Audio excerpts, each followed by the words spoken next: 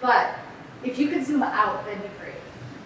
Because there's literally a map that exists with the Indigenous Commission here in Duluth. It's an ethnographic study, which all my notes are from, that was conducted by the Indigenous Commission in probably, I want to say 2015, but it could have been like 2017. And it was conducted by a historian by the name of Bruce White, who has done just a ton of Minnesota history. He is not Anishinaabe or Dakota or Indigenous, but he has really built a lot of trust among our communities to tell our story, right? So anyway, so here we are. This is Canal Park. This, check it out, is the area that was supposed to be set aside in the 1854 treaty for Chief Buffalo's community. So Chief Buffalo's community now is mainly located in Red Cliff, Wisconsin, Ashland, Hayward area. Maybe Ashland's too far. Anyway, it's all ceded territory. So the Big Swindle, man, let me look this up so I say it correctly. Oh my gosh. It was decided that this would be the part of Chief Buffalo's community, and basically what happened is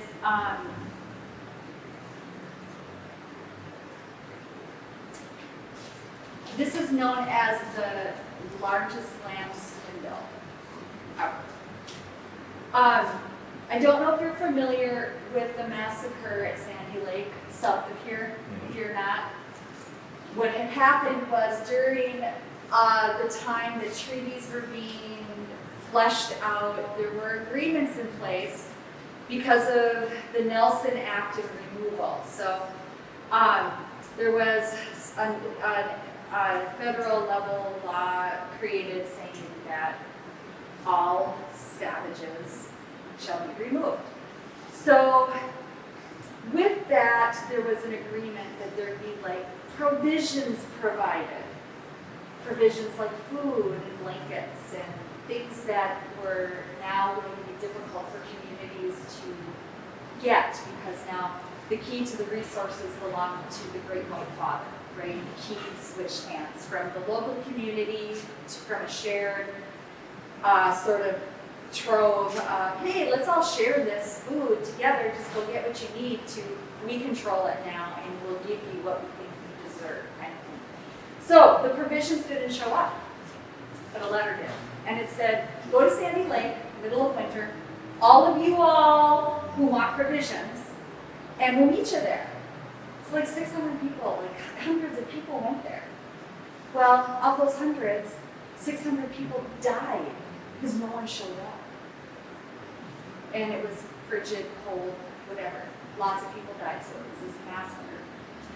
So Chief Buffalo, being all of his 90 years old, decides, I need to go to Washington and talk to the president about this. I think ancestrally, this is where I get my entitlement. Like, I can go to any political person and be like, hey, you're going to listen to me. I think it comes from that. So he just walked, he literally walked to Washington to go talk to the city president. Well, during that time is when the largest land swindle happened. So actually, it's when he came back and he had passed away. He had been dead just for a short amount of time. And someone, they say here it was Benjamin Armstrong, swindled his children out of this area for $1. Is that the entire 1854 authority area? No, Just that section. Okay. For $1. So the 1854 treaty, if you hear it called the LaPointe Treaty, that's one name, but it really doesn't, it pigeonholes that history to kind of like Madeline Island. The 1854 treaty is Grand Portage, so I'm just going to name the communities. Grand Portage, Fond du Lac, Boysport.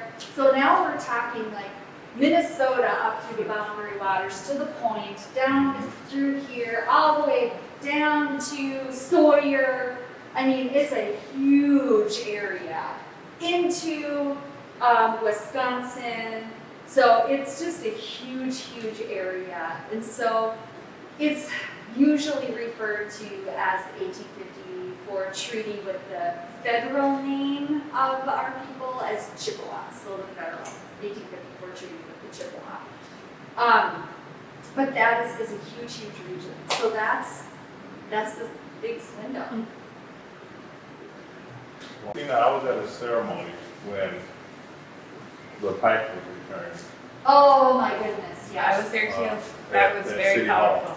Yes, Yes, Um, it was returned to the family. yes. Mm-hmm. They had it on display at the celebration at that renaming of Lake Place Park too, and they Yeah. let everyone see it. It was super cool. Yeah. Mhm.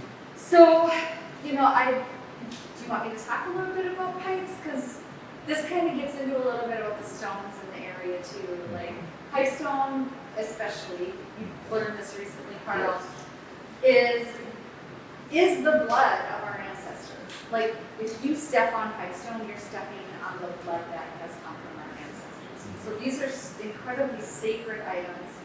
They're not called peace pipes, they are ceremony pipes. And they are living things, and they're cared for as such. And so, when these living things are not cared for by people who know how, then we feel like when we're not cared for as a living thing, like certain things happen, or the care of the community starts to fail, like there's some thriving things that go away. So, yeah, thanks for mentioning that. We should put that up there on the timeline. I believe they're renaming it Lake Place Park up there. And we should put on there the return of Chief Buckets. Yes, yeah. I'll edit it. Yeah, ceremony pipe. Yep. That's huge, huge, huge. That's like Yeah. a really big thing. I was really honored to be there. Yeah. That's like a once in a lifetime opportunity to see that. Quite frankly, the reason anybody got to settle there under this 1854 treaty is because of the agreements the Anishinaabe made. Like, your ability to be here today is because of that treaty.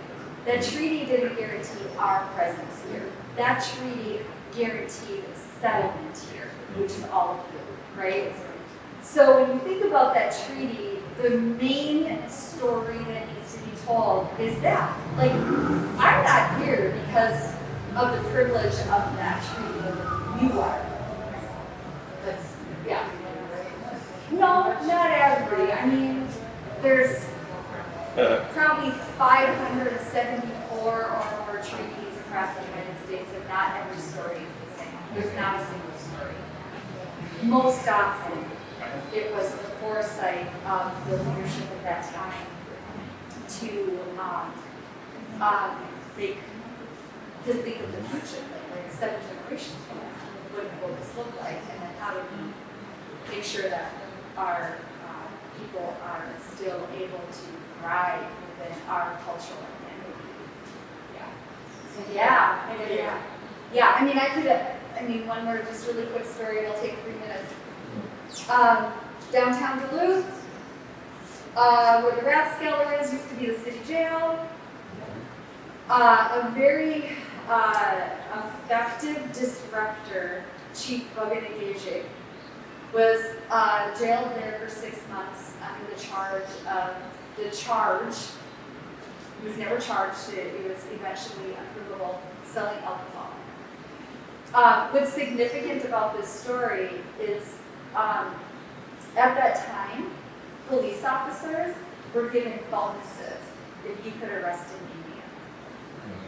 So think about how that plays into the bias that we have around who Anishinaabe are, like whether they are valuable community members, whether they have competency in their professions, whether they fit in, we're always something else. We're an asterisk, we're always out there somewhere, and people don't know how to talk to us. I'm like, ooh, they don't know how to talk to the Native community, it's like.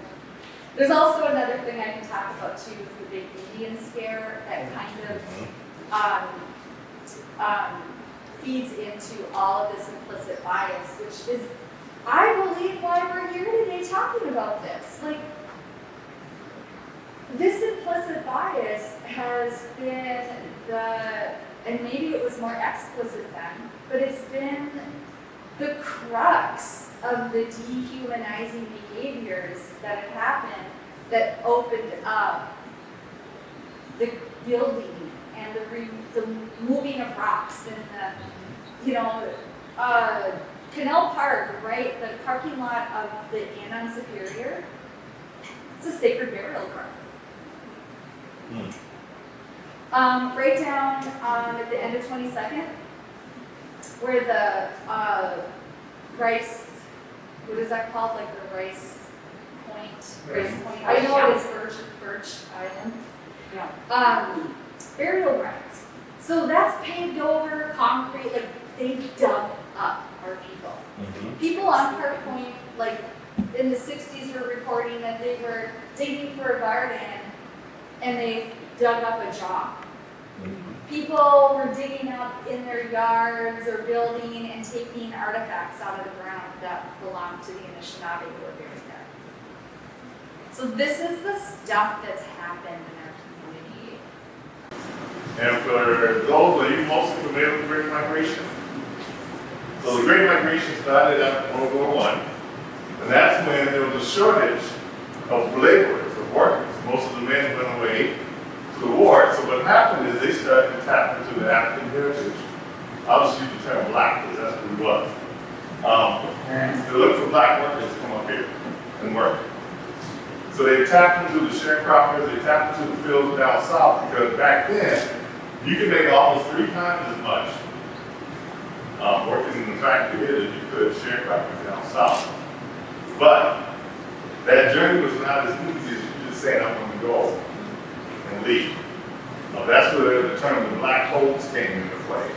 That's when the police officers would just stop you and say, don't you owe such and such money? The answer would be no, they lock you up. So there was an intent to keep people down south, to not move away from the Jim Crow South, to move away for a better life. But racism was still met everywhere we went. So most of you know about U.S. Steel and their history here. U.S. Steel would bring black workers up here, pay them less, but they could not live in that community that was built in Maury Park. So they were scattered throughout this community. There were also a lot of white families that couldn't live in that Maury Park area too. They don't talk about that. So you had to be one of the higher elite to live in that self-contained community. We still have people in our area that grew up in that community and lived in that whole Maury Park area during that time. So we know that, they used to put ads in black newspapers and make ways for us to come here. But the key is, the black population really rose. By the end of 1919, there were 1 million black people that had left the South. So think about that for a minute. The South had a free labor workforce. They had a workforce that lived in poverty. And they were leaving. So it came down to economics. So when we came up here to Minnesota, we were still met with racism. And one of the stories I'd like to share is that of a friend of mine. Some of you may know Howard Taylor. Howard Taylor has passed on. Howard Taylor lived and worked at U.S. Steel. Howard Taylor, like many young men of color, lied about his age at that time. You hear about a lot of people in the service who lied about, how old they were. But Howard Taylor wanted to get out of the South, so he came here and he worked at U.S. Steel. Now, the most important significant story about that is he also had a successful, we call it a rib joint. He sold barbecue ribs that are amazing, that he would make himself here. And one thing he didn't know, even upon his death, Howard Taylor could not read. We never did that. Every meeting we would have, we pass up the agenda and Howard would say, I left my glasses in the car, and this glasses we were at the top of the head. We remind, you got to just do the same thing you did last time. We never found that. And the way he worked at U.S. Steel, I remember him telling me sometimes, because we used to, as men cooking, as we chopped up those greens, we would share stories. Him and Matt Carter, most of you may know or heard of Matt Carter. Matt Carter worked on the boats out there. He was a captain, well, not a captain, he was a cook on the boats. His wife, Helen Carter, was the first African-American teacher working. So significant family that was here. But Howard Taylor would tell us that when he first got here, he would watch the men do the job. Unless he kept watching, he mastered it. Then he was supposed to check it out. And that's how he moved on to the U.S. So there were many who were treated that way. But of course, in 1920, we know that, the lynching that took place. But you got to understand, the climate was very bad here in Minnesota. There's lots of ill will people who took jobs, quote unquote, our jobs, what they were calling it. And we're working in the mills and working in some of the other places. So it was not a very safe place. We had a very vibrant community here. Lots of churches, lots of land that black families had up here. We look at Duluth today, there was a lot of farmland. In fact, I heard the Duluth Mall was a complete farmland before it became the mall. And the other significant thing that happened here was the opening of the air base. It used to be a strong military base up on the hill. Some of you may know where Aspenwood is.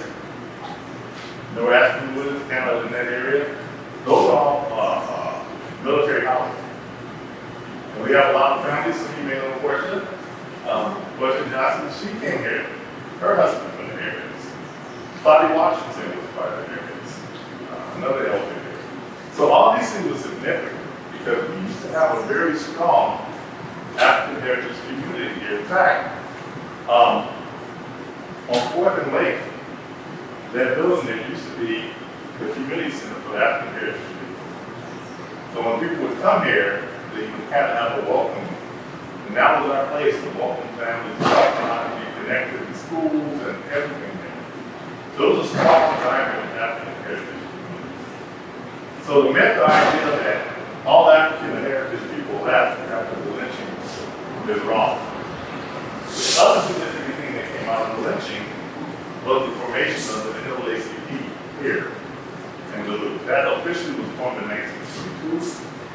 The gentleman by the name of Mr. Du Bois, famous poet, writer, came to Duluth on that day to help hold in NOAA.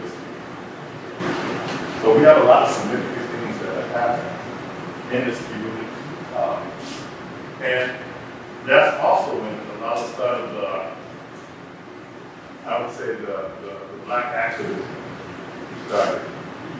After 1920, 1930, the Great Depression hit. And more and more families started talking about how we come together, how to change things.